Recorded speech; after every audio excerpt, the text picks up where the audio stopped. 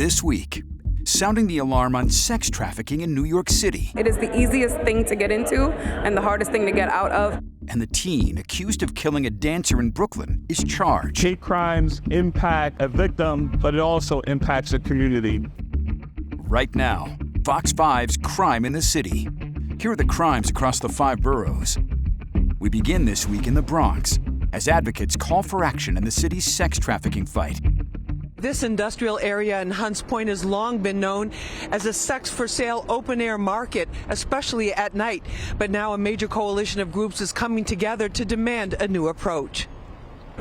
This woman appears to be soliciting a male driver at a known Hunts Point hotspot for buying and selling sex. Sonia Osorio of Now NYC says sex trafficking has become way too common in other communities as well. De facto decriminalization of the sex trade, what does that look like? Multiple open-air sex markets in East New York. The resurgence of brothels along Roosevelt Avenue in Queens and Sunnyside. It looks like men buying sex at 8 a.m. in Times Square and the Port Authority. The leaders say they've seen a dramatic rise in sex trafficking over the last couple of years, and that it affects every demographic group and carries with it a life and death risk. Last year, we served 450 sex trade survivors, including citizens, non-citizens, youth, and adults. At the Empower Center, we know that regardless of how a person ends up in the sex trade, they face an unbelievably high risk of being murdered and raped. Organizations that help survivors form an escape plan and start a new life are critical, says Melanie Thompson, who was kidnapped and forced into the sex trade at the age of 12. She now advocates for other survivors. It is very difficult for individuals who are in the system of prostitution to get out. It is the easiest thing to get into and the hardest thing to get out of. The NYPD says prostitution and solicitation remain illegal and that they focus enforcement on areas where the community files complaints. An NYPD spokesperson tells us, we have significantly reduced the number of arrests for prostitution itself as we work in every case to connect the victims of human trafficking with the services they need. We have also worked to proactively deter individual buyers of sex. We're focusing too much on the women and the people that are marginalized instead of recognizing the people that are there demanding the paid sex, the people that are there purchasing and commodifying individuals. Now the coalition is calling on police and each borough's DA to take more action and to have coordinated enforcement plans. Law enforcement sources tell Fox 5 that such coordinated plans are currently in the works in response to major complaints from the communities. Then in Queens, a doctor is charged with drugging and assaulting his patients.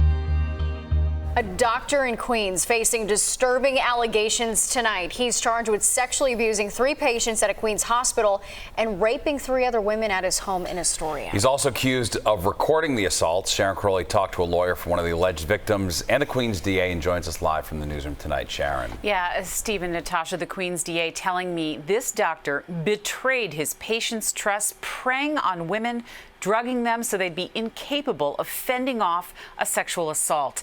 Now, the doctor was arraigned in Queens today. He remains behind bars tonight. Queens gastroenterologist Dr. Ji Allen Chang is accused of being a serial sexual predator. The 50-count indictment charges him with drugging and sexually abusing 3 patients while they were unconscious inside rooms at New York Presbyterian Queens Hospital. He's also accused of drugging and raping 3 other women he met online while they were inside his Astoria, Queens home. In all these cases, the Queens County District Attorney Melinda Katz says Dr. Chang used his cell phone to videotape his crimes. This is a doctor who preyed upon people's most vulnerable times. The DA believes Dr. Chang assaulted other women who have not yet been identified. We have more than 6 other videos of women who are being abused. We are looking for the identities of those women. And so we're making a public appeal that if someone believes they might have either been under the influence or whether they believe that they may have been abused by this doctor, that they come forward to our office. One of the women accusing Dr. Chang has now filed a civil lawsuit against New York Presbyterian. While she was admitted, Dr. Chang went into her room alone Attorney Nicholas Liakis says his client was 19 at the time of the alleged assault. He drugged her. He gave her an unknown substance through her IV, and she lost consciousness, and he sexually assaulted her. And while doing so, he recorded it with multiple videos, and that's the basis of the lawsuit that we've filed. A New York Presbyterian Hospital spokesperson said in a statement, quote, "As caregivers, we are responsible for the safety and well-being of our patients. It is a sacred trust. The crimes committed by this individual are heinous, despicable, and a fundamental betrayal of our mission and our patients' trust." This hospital in particular failed to properly secure its patients, look after the patients. Well, I did reach out to the doctor's defense lawyer and that attorney telling me, quote, "We recognize that these charges are incredibly serious, yet they haven't had a chance to review the evidence, so they're not capable at this time of discussing the case." Now, the Queens District Attorney tells me that her office is still working to identify at least 6 other women that are on those recordings seen being sexually assaulted. And she says the women could be from anywhere, not necessarily here in New York City, because some of those recordings were taken in Westchester County, Las Vegas, San Francisco, and as far away as Thailand. And in Brooklyn, the 17-year-old accused of stabbing dancer O'Shea Sibley to death is charged. Well, the 17-year-old charged with murder as a hate crime for stabbing and killing a gay black dancer outside a gas station in Brooklyn showed his face in court today. All right, Fox 5's Ashley Rodriguez was inside the courtroom as his arraignment played out.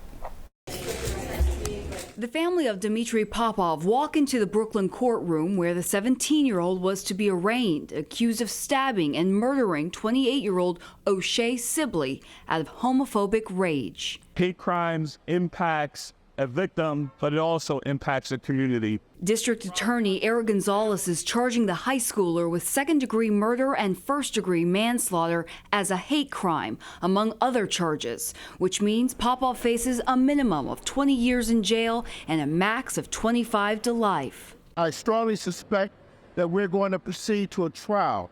I've read a lot of statements in the media and off media and other places as well, and I'm hearing things that don't jive with what actually happened in this particular case. Surveillance video taken on July 29th around 11 p.m. at the mobile gas station on Coney Island Avenue shows the confrontation between Sibley's group of friends and Popov's. The DA says the teen took issue with Sibley, a professional dancer who was shirtless and unarmed, dancing to Beyonce music near their car. The DA says Popov allegedly started yelling out anti-black and homophobic slurs before pulling out a knife and stabbing Sibley in the chest. Other people, bigger, stronger, taller than him, older than him, a number of other people are approaching him and he's moving backward. Popov's defense attorney is claiming the teen, who will be tried as an adult, may have been acting in self-defense. Popov's next court date is October 10th, and until then, he must remain behind bars. The judge reminding him to keep up with his schoolwork and to not get in any trouble. Moving to Manhattan, a teen is arrested for a violent assault on the subway. A 16-year-old girl is in police custody and charged with 2 counts of assault. This stems from an attack at the West 4th Street F train station. We've blurred her face because she's being charged as a juvenile. A lot of people saw this video, though, over the weekend. Police on August 3rd say she, along with 2 other suspects, began to argue with a 51-year-old woman and made a racist remark to her. Police say the teen then pulled that woman to the ground and punched her in front of her children. The woman sustained bruising and swelling to her head.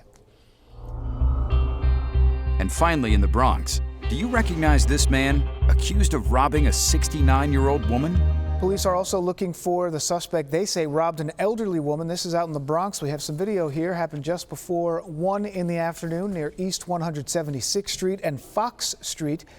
Police say the 69-year-old woman was just walking up the stairs when she was approached from behind by the suspect, who forcibly grabbed her purse, which caused her to fall down those steps. She was taken to the hospital with minor injuries. If you have any information about the individual on your screen here, you're also asked to call Crime Stoppers. And that's this week's Crime in the City. Subscribe for more at youtube.com/Fox5NY.